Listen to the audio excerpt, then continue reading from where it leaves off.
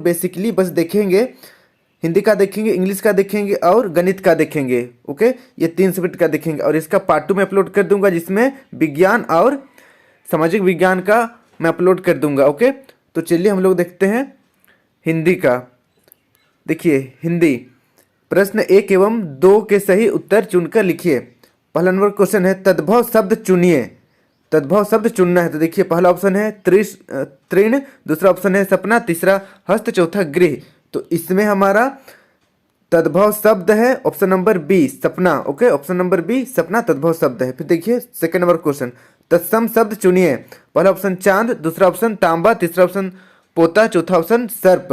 तो इसमें तत्सम शब्द हमारा ऑप्शन नंबर डी हो जाएगा, सर्प। ओके, सर्प यहाँ पर तत्सम शब्द है। फिर देखिए 3 नंबर क्वेश्चन, निम्नलिखित अनेक शब्दों के लिए एक शब्द लिखिए। देखिए यहाँ पर एक शब्द लिखना है, सुनने में समान परंतु भिन्न अर्थ रखने वाला शब्द। क्लियर है? सुनने में समान किंतु भिन्न अर्थ रखने वाला शब्द को क्या कहते हैं? तो इसका आंसर हो जाएगा श्रुति सम भिन्नार्थक शब्द। ओके, चलिए मैं इसका स्पेलिंग बताता हूं आप लोगों को। यहाँ पर देखिए 3 नंबर का आंसर श्रुति सम भिन्नार्थक। ओके, श्रुति सम भिन्नार्थक कहा जाता है। तो इसका स्पेलिंग आप लिख लीजिए, स्पेलिंग ध्यान दीजिएगा, स्पेलिंग गलत कीजिएगा तो फिर हो सकता है मिस्टेक हो जाएगा। अब हम लोग बढ़ते हैं नेक्स्ट नंबर की ओर। नेक्स्ट नंबर का क्वेश्चन देखिए 4 नंबर का क्वेश्चन है, गिल्लू जातिवाचक संज्ञा से व्यक्तिवाचक संज्ञा कैसे बना? ओके, तो गिल्लू जातिवाचक संज्ञा से व्यक्तिवाचक संज्ञा किसे बना? तो देखिए जातिवाचक संज्ञा पूरे जाति का बोध होता है और व्यक्तिवाचक संज्ञा किसी एक खास व्यक्ति, वस्तु, जानवर, जंतु या स्थान का नाम होता है, उसको बोलते हैं व्यक्तिवाचक। तो चलिए इसका आंसर लिखते हैं हम लोग। इसका आंसर लिखिएगा, गिल्लू जातिवाचक संज्ञा से व्यक्तिवाचक संज्ञा इसलिए बना क्योंकि सभी लोग गिलहरी को गिल्ली कहकर पुकारते थे।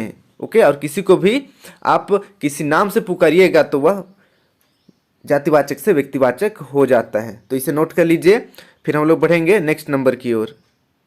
नेक्स्ट नंबर का क्वेश्चन देखिए 5 नंबर का क्वेश्चन है, पाठ के अनुसार कैसे कैसे हाथ खुशबू रचते हैं? ओके, पाठ के अनुसार कैसे कैसे हाथ खुशबू रचते हैं? तो चलिए इसका आंसर लिखते हैं।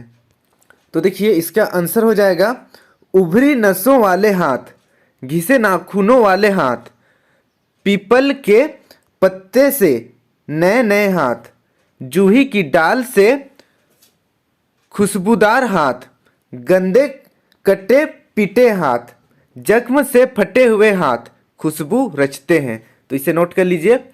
अब हम लोग बढ़ते हैं नेक्स्ट क्वेश्चन की ओर। नेक्स्ट क्वेश्चन देखिए 6 नंबर का क्वेश्चन है, मुल्क की मशहूर अगरबत्तियां कवि के अनुसार कहाँ बनती है? ओके, देखिए मुल्क की मशहूर अगरबत्तियां कवि के अनुसार कहाँ बनती है? तो चलिए इसका आंसर लिखते हैं।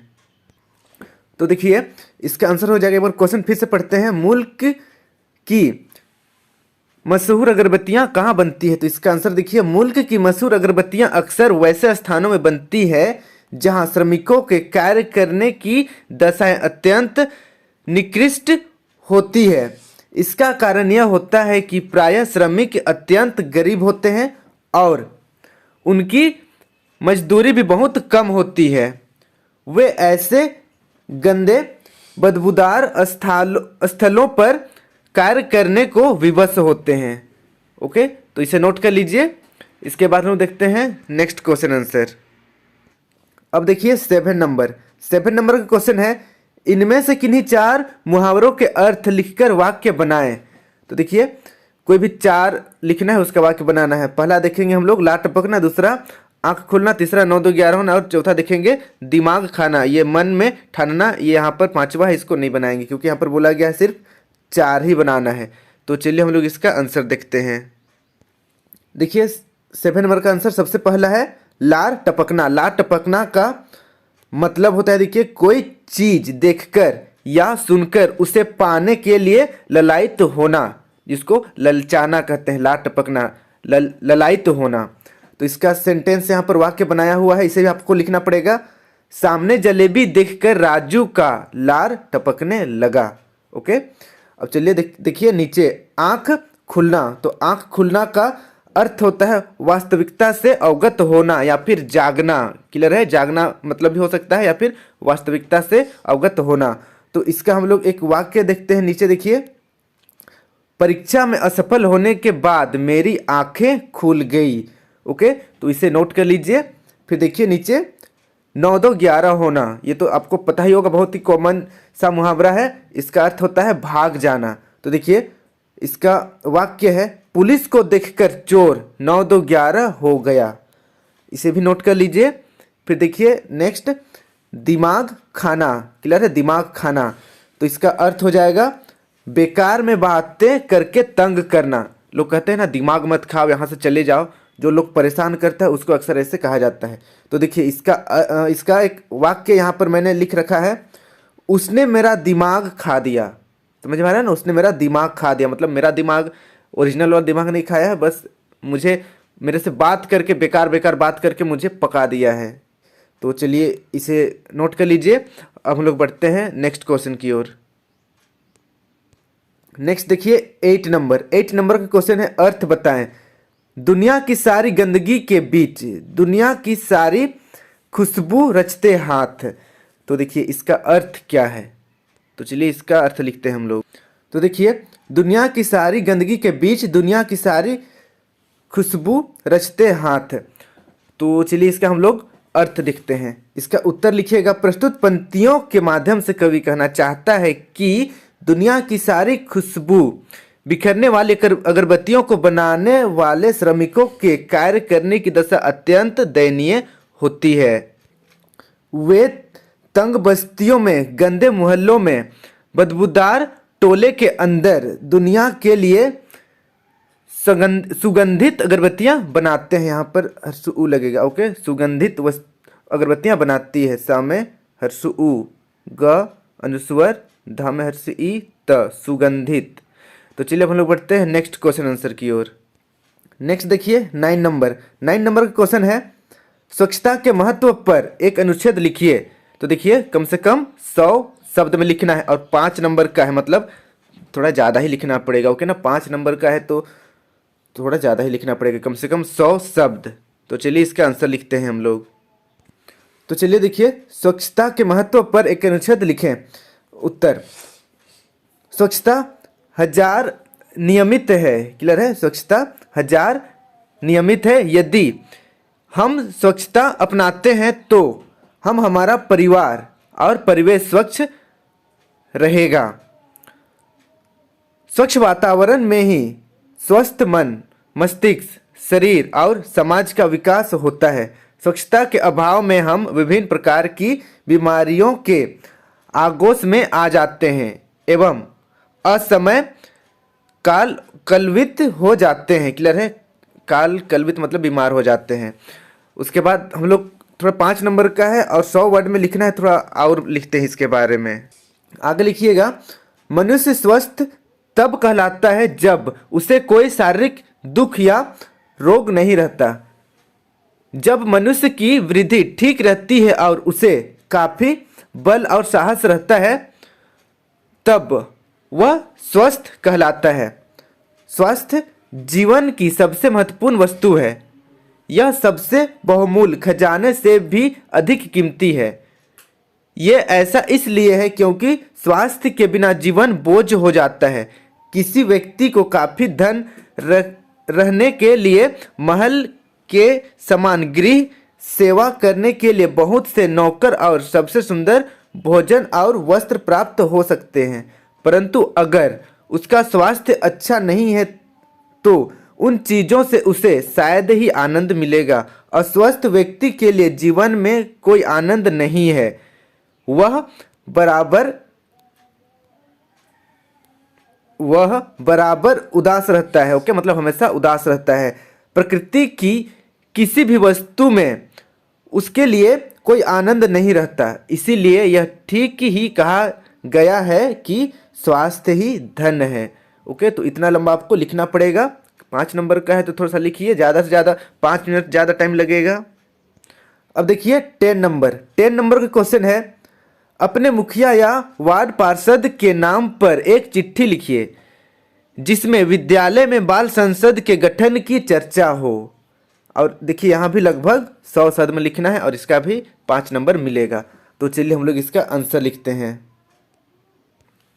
तो देखिए आपको इस तरीके से लिखना है, सेवा में, ओके, सेवा में मुखिया ग्राम पंचायत। मैं सिमडेगा से लिख रहा हूँ तो आपको अपना एड्रेस दे देना है कि आप जिस जगह से लिख रहे हैं। उसके बाद डेट डालना है कि देखिए जैसे कि आज 3 फरवरी 2021 है। फिर महाशय, नम्रता पूर्वक मैं HDS ट्यूटोरियल, मतलब यहाँ पर आपको अपना नाम लिखना है। ओके, ध्यान दीजिए, HDS ट्यूटोरियल जहाँ पर मैंने लिखा है यहाँ पर आपको अपना नाम लिखना है।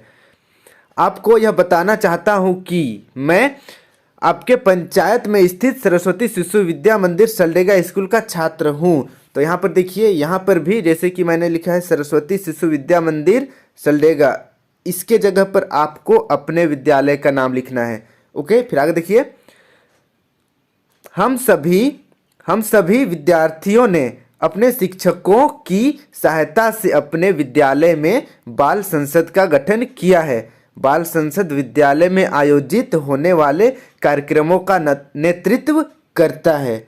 ओके, तो इसे लिख लीजिए। फिर नीचे आपको लिखना पड़ेगा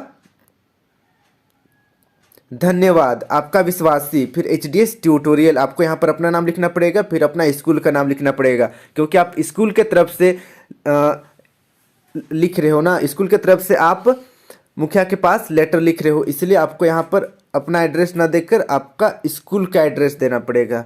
ओके, तो इसे नोट कर लीजिए और कहीं पर दिक्कत हुई तो मुझे कमेंट कर दीजिएगा, और आप चाहे तो आप अपने से भी लिख सकते हैं, कोई दिक्कत नहीं है।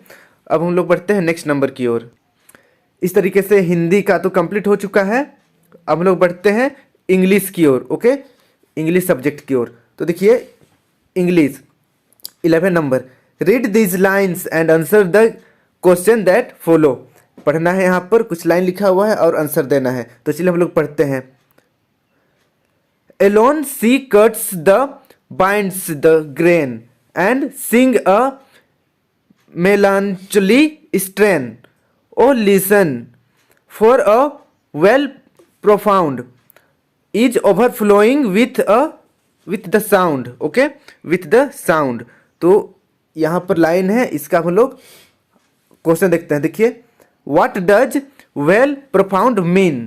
तो देखिए वेल प्रोफाउंड मीन्स क्या होता है। तो यहाँ पे देखिए वेल मीन्स हो जाता है आपका वेली। ओके, तो इसीलिए मुझे लग रहा है कि इसका आंसर वेली होगा, लेकिन यहाँ पर ध्यान दीजिए मैं कंफर्म नहीं हूँ इसके आंसर को लेकर। ओके, लेकिन अगर मैं आपके जगह पे रहता तो वेली ही लिखता, इसलिए आप वेली सही कर सकते हैं। अब हम लोग बढ़ते हैं नेक्स्ट नंबर की ओर। नेक्स्ट नंबर देखिए, second number, what is overflowing. क्या चीज ओवरफ्लोइंग हो रहा है। तो देखिए पहला ऑप्शन है सॉन्ग, दूसरा ग्रेन, तीसरा ब्रिस्टल और चौथा है लाफर। तो लाफ्टर तो यहाँ पर सही आंसर हो जाएगा ऑप्शन नंबर पहला। ओके, सॉन्ग, यहाँ पर सॉन्ग ओवरफ्लोइंग हो रहा है। फिर देखिए third number, rhyming word of strain is. तो देखिए यहाँ पर स्ट्रेन का रैमिंग वर्ड क्या है। पहला ऑप्शन है साउंड, दूसरा प्रोफाउंड, तीसरा ग्रेन, चौथा मेलांचली। तो यहाँ पर देखिए ग्रेन जैसे स्ट्रेन जैसे क्या सुना रहा है आपको, साउंड में ग्रेन सुना रहा है, तो इसीलिए इसका सही आंसर हो जाएगा ऑप्शन नंबर सी, ग्रेन। अब हम लोग बढ़ते हैं नेक्स्ट 12 नंबर की ओर। 12 नंबर का क्वेश्चन है, read these lines and answer the question that follow. यहाँ पर जो लाइन दिया हुआ है इसको पढ़ना है और नीचे जो क्वेश्चन दिया हुआ है उसका आंसर लिखना है। तो हम लोग पढ़ते हैं, चलिए। I moved easily along the berth and felt for the window ledge. The window pass open and I faced it, making a pretense of studying the landscape. I heard the panting of the engine, the rumble of the wheel, and in my mind's eye I could see telegraph posts flashing by. तो देखिए यहाँ पर हो गया, इसका read कर लिया। हम लोग इसका आंसर देखते हैं, क्वेश्चन आंसर देखते हैं। पहला नंबर देखिए, where is the narrator. Narrator कहाँ है, ये आपका 2B का एक चैप्टर है, तो उसी का एक छोटा सा पार्ट है। तो चलिए अब हम लोग इसका आंसर देखते हैं। Where is the narrator, narrator कहाँ है। नरेटर देखिए पहला ऑप्शन है एट द बस, बस में है, दूसरा एट द एयरपोर्ट, एयरपोर्ट में, यहाँ पे तीसरा at the railway station, railway station में है, यहाँ पे चौथा देखिए एट द प्रिंटिंग प्रेस, मतलब प्रिंट करने वाले दुकान में है। तो इसका सही आंसर हो जाएगा ऑप्शन नंबर तीसरा, at the railway station, railway station में है वो। क्लियर है, ट्रेन में बैठा है और साथ में और एक पैसेंजर उसके साथ बैठी है। फिर देखिए second number question, what is the narrator pretending to do, narrator क्या करने का दिखावा कर रहा है। ओके, नरेटर क्या करने का दिखावा कर रहा है। तो देखिए पहला ऑप्शन है टू लुक, देखने का दिखावा कर रहा है, या फिर दूसरा टू रीड, पढ़ने का दिखावा कर रहा है, या फिर तीसरा देखिए टू हाइड, छिपने का दिखावा कर रहा है, फिर चौथा टू स्लीप, सोने का दिखावा कर रहा है। तो इसका सही आंसर हो जाएगा ऑप्शन नंबर पहला। ओके, ऑप्शन नंबर पहला, देखने का दिखावा कर रहा है। लेखक बाहर खिड़की से बाहर का चीज़ों को देखने का दिखावा कर रहा है कि वो देख रहा है बाकी चीज़ों को इस तरीके से। ओके, यहाँ पर लिखा हुआ है स्टडिंग, यहाँ पर रीड, सेम सेम मीनिंग हो रहा है, पर बाहर देखने का दिखावा कर रहा है, इसीलिए टू लुक मैंने सही आंसर किया है। ओके, फर्स्ट नंबर सही हो जाएगा। फिर देखिए थ्री नंबर क्वेश्चन है, which word in the above lines mean roar. तो देखिए यहाँ पर रोर का क्या मतलब होता है। रोर का कहीं पर एक ऐसा वर्ड है जिसका मतलब रोर जैसा मीनिंग होता है। तो चलिए हम लोग इसका आंसर देखते हैं। पहले ऑप्शन पढ़ लेते हैं। पहला है प्रिटेंस, दूसरा है बेर, तीसरा है लेज और चौथा है रंबल। तो देखिए रंबल मतलब होता है ऐसे गड़गड़ गड़गड़ की आवाज़, और रोर मतलब होता है दहाड़ना। तो ये दोनों थोड़ा थोड़ा मीनिंग चेंज हो रहा है। देखिए ट्रेन का जो चक्का है वो छुक छुक छुक छुक करता है, उसी को यहाँ पर रंबल दिया गया है। तो इस तरीके से रोर का जो मीनिंग है वह रंबल से मैच कर रहा है। ओके, तो इसलिए ऑप्शन नंबर डी सही हो जाएगा। अब चलिए देखिए 13 नंबर का क्वेश्चन देखिए यहाँ पर, choose and fill in the blanks with appropriate words given in the brackets. Brackets में जो वर्ड दिया है उसमें से अप्रोप्रिएट वर्ड को चुनकर लिखना है। देखिए A number, blank are waiting for blank. तो देखिए खाली स्थान इंतजार कर रहा है खाली स्थान का। तो ऐसे कर सकते, यहाँ पर ऑप्शन क्या क्या दिया हुआ है देखिए, यू दिया हुआ है, दे, ही, आई। तो यहाँ पर आपको आंसर में लिखना है, देखिए they are waiting for you. Okay, they are waiting for you. मैं इसे साइड में और एक बार लिख देता हूँ। यहाँ पर आपको लिखना है दे, THEY, दे, और यहाँ पर आपको लिखना है यू, YOU। ओके, इसे नोट कर लीजिए। फिर देखिए सेकेंड नंबर क्वेश्चन है, you must have a wish blank other when they need blank. तो यहाँ पर देखिए ऑप्शन में क्या क्या है। पहला ऑप्शन में हेल्प है, सेकंड ऑप्शन में टू हेल्प, फिर है हेल्पिंग, फिर है हेल्प्ड। तो यहाँ पर आपको लिखना पड़ेगा, देखिए पहला ऑप्शन यहाँ पर जो फिल इन द ब्लैंक्स है, यहाँ पर खाली स्थान, यहाँ पर आपको लिखना पड़ेगा, देखिए you must have a wish to help. Okay, यहाँ पर आपको लिखना पड़ेगा to help, HELP। Okay, to help ये वाला। उसके बाद यहाँ पर आपको लिखना पड़ेगा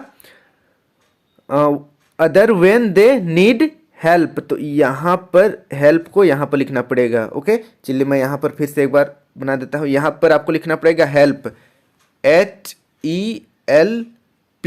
ओके, हेल्प मतलब ये वाला आपको लिखना पड़ेगा। वेट, इसको लिखना है हेल्प को यहाँ पर, और टू हेल्प को आपको यहाँ पर लिखना है। अब हम लोग बढ़ते हैं नेक्स्ट नंबर, सी नंबर का क्वेश्चन है, they brought a dog blank the thief was increasing blank the police station was too far. तो यहाँ पर देखिए ऑप्शन पहला है बट, सेकेंड है बिकॉज, अनटिल, और चौथा ऑप्शन है एंड। तो यहाँ पर आपको लिखना पड़ेगा, देखिए डॉग के बाद जो खाली स्थान है यहाँ पर लिखना पड़ेगा बिकॉज, इसको लिखना पड़ेगा। ओके, उसके बाद यहाँ पर एंड लिखना पड़ेगा आपको, ये वाला एंड। क्लियर है ना। और एक बार मैं रिपीट कर दे रहा हूँ, देखिए डॉग के बाद आपको यहाँ पर बिकॉज लिखना है, इसको लिखना है यहाँ पर। उसके बाद यहाँ पर आपको लिखना है एंड को, इसको AND एंड को यहाँ पर आपको लिखना है एंड, AND एंड। उसके बाद यहाँ पर बिकॉज। अब हम लोग बढ़ते हैं डी नंबर की ओर। डी नंबर का क्वेश्चन है, I brought 100 gram sugar from a blank and made 20 cups of tea for the blank of civil court। तो देखिए पहला ऑप्शन है ग्रोकर्स, दूसरा ऑप्शन है लॉयर, तीसरा ऑप्शन है लॉयर्स, चौथा ऑप्शन है ग्रोकर्स। तो यहाँ पर देखिए पहला जो खाली स्थान है यहाँ पर आपको लिखना पड़ेगा। देखिए I brought 100 gram sugar from a, देखिए यहाँ पर ए लिखा हुआ है, ओके, यहाँ पर ए लिखा हुआ है मतलब सिंगुलर है। तो यहाँ पर शुगर आप किससे खरीदते हैं? ग्रोकर से खरीदते हैं, तो ये वाला सही हो जाएगा, यहाँ पर भरना है उसको, ओके। उसके बाद देखिए लास्ट में यहाँ पर फिर से एक ब्लैंक है, तो यहाँ पर लिखा हुआ है 20 कप बनाया, 20 कप चाय बनाया है लॉयर लोग के लिए। तो लॉयर, बहुत सारा लॉयर रहेगा सिविल कोर्ट में, तो लॉयर्स हो जाएगा, ओके। तो यहाँ पर इस जगह पर आपको लॉयर्स लिखना है, ये वाला को क्लियर है, यहाँ पर लिखना है, एस होना चाहिए, क्लियर है ना, एस होना चाहिए यहाँ पर। आई होप ये क्लियर हो गया होगा। फिर से एक बार रिपीट कर दे रहा हूँ। फ्रॉम ए के बाद यहाँ पर आपको ग्रोकर को लिखना है, उसके बाद यहाँ पर जो फिल इन द ब्लैंक्स है उसमें आपको ये लॉयर्स को लिखना है यहाँ पर, ओके। इसे लिख लीजिए। अब हम लोग बढ़ते हैं नेक्स्ट 14 नंबर की ओर। 14 नंबर का क्वेश्चन देखिए, being an education minister of your schools बाल संसद write an application to your principal asking for the facility of a good library. आप अपने स्कूल के एजुकेशन मिनिस्टर हो, शिक्षा मंत्री हो बाल सदन का, ओके, अपने स्कूल के बाल सदन का शिक्षा मंत्री हो। आपको अपने प्रिंसिपल के पास एक एप्लीकेशन लिखना है जिसमें आपको ये बोलना है कि स्कूल में एक अच्छा लाइब्रेरी होना चाहिए। तो चलिए इसका हम लोग आंसर लिखते हैं।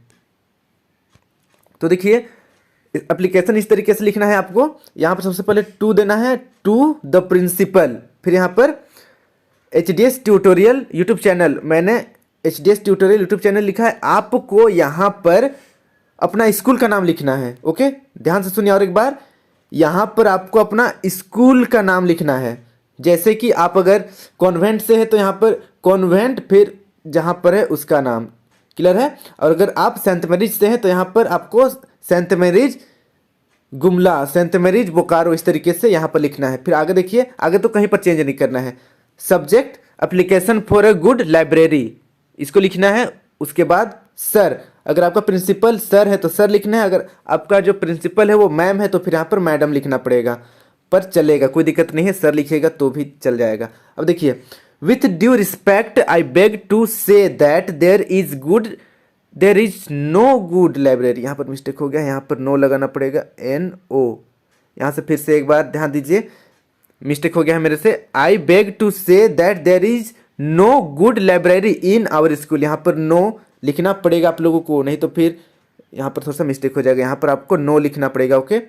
फिर से मैं एक बार इसे लिख दे रहा हूँ, यहाँ पर नो लिखना पड़ेगा, NO।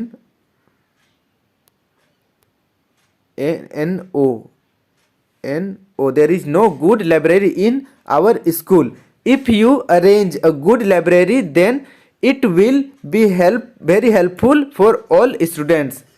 उसके बाद देखिए नीचे आपको लिखना है, kindly give us the facility of a good library for this kind work we all student will always thankful to you. फिर नीचे लिखना है थैंक यू। उसके बाद लिखना है योर फैथफुली, फिर यहाँ पर एजुकेशन मिनिस्टर लिखना है और बाल संसद। यहाँ पर कुछ भी चेंज नहीं करना है, इस जगह पर कुछ भी चेंज नहीं करना है, अपना नाम नहीं लिखना है, ओके। आपको लिखना है एजुकेशन मिनिस्टर ही लिखना पड़ेगा, सेम, यहाँ पर कुछ भी चेंज नहीं करना है। अब हम लोग बढ़ते हैं नेक्स्ट क्वेश्चन आंसर की ओर। आई होप इसे आप समझ गए होंगे, बस यहाँ पर थोड़ा सा मिस हो गया था, यहाँ पर नो आपको लिखना है, NO। There is no good library, okay. तो चलिए हम लोग बढ़ते हैं नेक्स्ट नंबर की ओर। नेक्स्ट देखिए मैथ का, क्लियर है, इंग्लिश का कंप्लीट हो चुका है, हम लोग बढ़ेंगे मैथ की ओर, गणित की ओर। तो देखिए 15 नंबर क्वेश्चन, -18 भागा 6 किसके बराबर नहीं है? तो यहाँ पर देखिए नहीं है बोला गया है। तो देखिए पहला ऑप्शन है -6 भागा 18, दूसरा ऑप्शन है -18 भागा 6, और तीसरा ऑप्शन है 18 भागा -6, और चौथा ऑप्शन है -3। तो देखिए यहाँ पर सही आंसर हो जाएगा ऑप्शन नंबर पहला, ओके, ऑप्शन नंबर पहला सही हो जाएगा, -6 भागा 18। क्योंकि इसको सोल्व करेंगे हम लोग तो देखिए -3 आएगा, इसको सोल्व करेंगे तो भी -3 आएगा, इसको सोल्व करेंगे तो भी -3 ही आएगा। लेकिन ऑप्शन नंबर ए को सोल्व करेंगे तो ये अलग हो जाएगा इससे। ओके, इसलिए ऑप्शन नंबर पहला यहाँ पर सही है, इसको ध्यान देना, ऑप्शन नंबर पहला सही है। अब हम लोग बढ़ते हैं नेक्स्ट, देखिए 60 नंबर की ओर। 60 नंबर का क्वेश्चन है, नीचे दिए गए संख्या रेखा के आधार पर कौन सा विकल्प सही है। तो देखिए कौन सा विकल्प सही है ये बताना है। तो देखिए ऑप्शन नंबर पहला, देखिए d बराबर 9, तो यहाँ पर देखिए इस जगह पर 0 है, तो d बराबर 9, इधर क्या होता है -1 -2 -3 -4 इस तरीके से, फिर इधर 1 2 3 4 इस तरीके से संख्या रेखा बनता है। और देखिए पहला ऑप्शन यहाँ पर d बराबर 9 है, जबकि d बराबर -9 होना चाहिए, यहाँ पर -9 है, तो ये गलत हो गया। फिर दूसरा ऑप्शन देखिए b बराबर -7, b बराबर देखिए -7, यहाँ पर b है और -7 है, देखिए 1 2 3 4 5 6 7, तो यहाँ पर -7, तो इस तरीके से ऑप्शन नंबर दूसरा सही हो जाएगा। ओके, और जैसे देखिए ऑप्शन नंबर तीसरा गलत है, ऑप्शन नंबर चौथा भी गलत है, ऑप्शन नंबर बी सही है, इसे नोट कर लीजिए।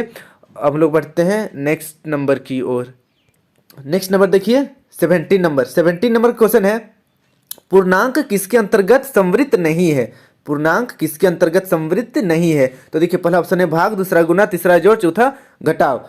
तो इसका सही आंसर हो जाएगा ऑप्शन नंबर पहला, भाग के अंतर्गत संवृत्त नहीं होता है। समझ में आ रहा है ना, इसे नोट कर लीजिए।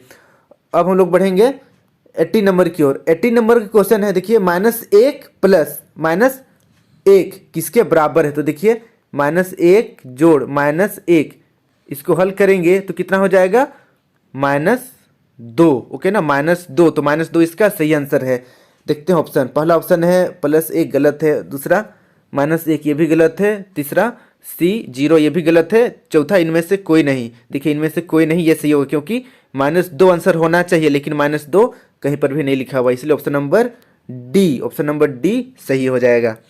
अब लोग बढ़ते हैं नेक्स्ट, देखिए 90 नंबर की ओर। 90 नंबर का क्वेश्चन है, 47/51 और 47/61 में बड़ा कौन है।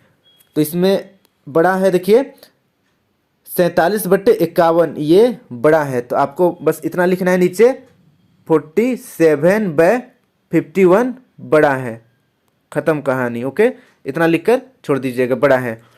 अब हम लोग बढ़ते हैं नेक्स्ट 20 नंबर की ओर। 20 नंबर का क्वेश्चन देखिए, -6 + 4 -3 क्लियर है ना। यहाँ पर -6 + 4 ब्रैकेट -3, इसको हल करना है, इसका मान क्या होगा। तो चलिए मैं इसे हल करके बताता हूँ। देखिए -6 + 4 ब्रैकेट -7, तो देखिए यहाँ पर क्या है, माइनस क्या होता है, प्लस होता है। ओके ना, आप एक रूल है, माइनस को माइनस के साथ गुना करते हैं तो क्या होता है, प्लस होता है। तो इसीलिए यहाँ पर पूरा मिलकर यहाँ पर प्लस हो गया है, और बाकी तो देखिए -6 सेम उतार दिए हैं, 4 को सेम उतार दिए हैं और 3 को सेम उतार दिए हैं।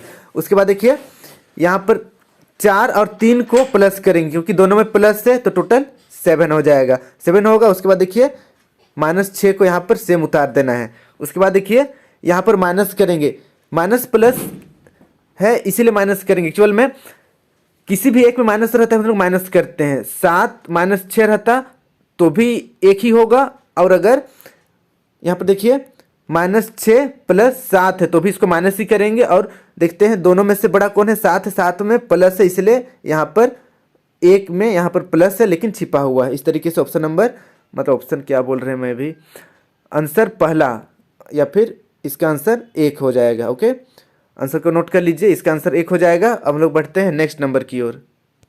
अब देखिए 21 नंबर का क्वेश्चन है, दो पूर्णांकों का योग -26 है, अगर एक पूर्णांक 45 है तो दूसरा पूर्णांक ज्ञात करें। तो चलिए इसका हम लोग सॉल्यूशन बनाते हैं। तो देखिए इसका सॉल्यूशन इस तरीके से होगा, माना दूसरा पूर्णांक बराबर x। ओके, दूसरा पूर्णांक बराबर x, अतः प्रश्न से 45 जोड़ x बराबर -26, क्योंकि दो पूर्णांक का योग, पहला पूर्णांक 45, दूसरा पूर्णांक 1 से दोनों को जोड़ देंगे, मतलब योग निकाल देंगे, कितना होता है बराबर -26। उसके बाद आगे सॉल्व करेंगे तो देखिए x को हम लोग बराबर का एक साइड ही रखेंगे, इस साइड ही लेफ्ट साइड रखेंगे। उसके बाद 45 को बराबर का दूसरे साइड ले जाएंगे, क्लियर है। और 45 में देखिए यहाँ पर प्लस है, छिपा हुआ है, तो जब बराबर का दूसरे साइड जाएगा तो यहाँ पर -45 हो जाएगा। ओके, यहाँ पर -45 हो जाएगा। अब देखिए यहाँ पर फिर से दोनों में से एक में किसी में भी माइनस रहेगा तो हम लोग माइनस करते हैं, अगर दोनों में माइनस रहेगा तो प्लस करते हैं। ओके, तो यहाँ पर देखिए -26 यहाँ माइनस है, -45 यहाँ पर भी माइनस है, तो माइनस माइनस है इसलिए इस दोनों को हम लोग प्लस कर देंगे। प्लस करेंगे तो 71 हो जाएगा, और क्योंकि दोनों में माइनस है इसलिए यहाँ पर हम लोग माइनस लगाएंगे, तो इसका आंसर हो जाएगा x बराबर -71। तो आप नीचे लिख सकते हैं अतः दूसरा पूर्णांक आप लिख लीजिएगा, पूर्णांक बराबर -71। ओके, -71 इसे लिख लीजिएगा, इतना लिखेगा तो भी चलेगा। अब हम लोग बढ़ते हैं नेक्स्ट नंबर की ओर। नेक्स्ट नंबर देखिए 22 नंबर का क्वेश्चन है, नीचे दी गए चित्रात्मक भिन्न की व्याख्या के लिए अंकों के रूप में भिन्न लिखिए। तो देखिए एक्चुअल में ये जो क्वेश्चन है बुक में इतना ही दिया हुआ है, बस इतना ही दिया हुआ है, और ये एक्स्ट्रा अलग इधर ऐड है, इधर अलग ऐड है। शायद क्वेश्चन गलत है मुझे लग रहा है, पर नॉट कंफर्म, शायद में लग रहा है मुझे कि ये हो सकता है थोड़ा सा कहीं पर, या फिर मैं नहीं जान रहा हूँ इसे बनाने, तो इसे छोड़ दीजिए, या फिर आप जानते हैं तो बना लीजिए, कोई दिक्कत नहीं है। वैसे भी एक नहीं बनाइएगा तो कोई दिक्कत नहीं है, 2 मार्क्स का है, कोई दिक्कत नहीं है, आप कोशिश कर लीजिएगा। इसे मैं छोड़ दे रहा हूँ।